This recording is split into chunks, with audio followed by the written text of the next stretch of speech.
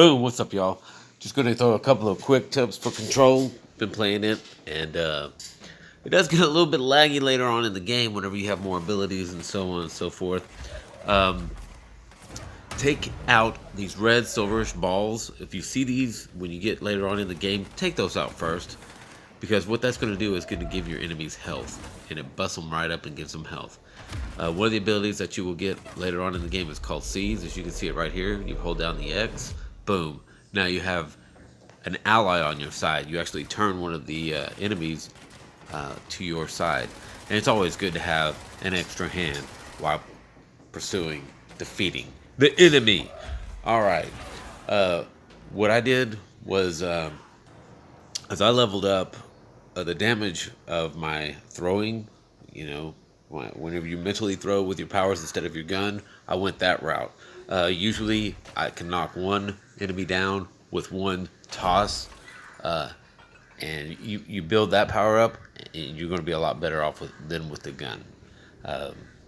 As far as mods and stuff like that go, save your money. Don't generate them. I mean, these enemies drop them left and right. You find them all over the place.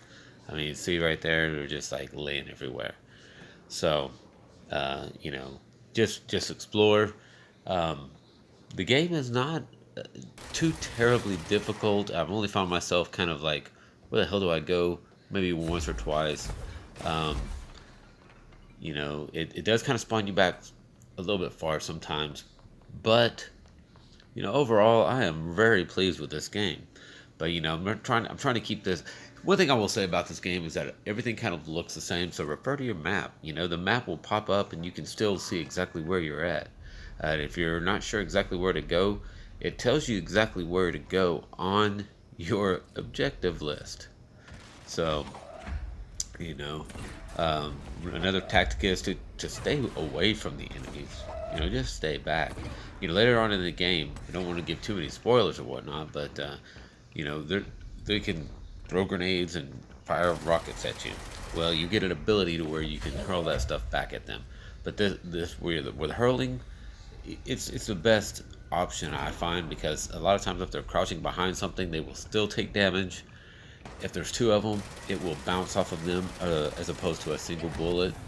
And you will get different guns. I got the piercing gun, the spinning gun. There's a bunch of different guns, and I guess it just kind of depends on what your style is, as to what it is that you want to accomplish, and what's more useful to you and what your style is. This is the piercing gun right here. It takes a minute to charge, so it's kind of like a duck and cover type of weapon. Not really my style, as you can see. Death. And like I said, really don't have to work hard to get these modifications. The rare ones are rare and common are common, just like any other type of game. And you always want to kind of weed out the crap. Just deconstruct it, get it out of your inventory, so that way if you come across something good, it's going to be available for, you'll have a slot that's available for it. Now, here you go. Are you ready for the most ultimate in cheese? Because this happens. If you come across a big enemy and you have the ability to do so, prepare for the cheesiness. I defeated so many enemies. What you can do is you can grab an object and you can pick it up, open the door, say there's an enemy right there, toss it at it, walk back in the door will close. Repeat and rinse. Over and over and over again. One hit at a time. There was one time in this actual particular boss where he did actually follow me inside of this room. But it's ultimate in cheese, but hey, you know what? Do what you gotta do. Hopefully these hints and insights would be they'll be helpful to you, and I hope you enjoyed the video.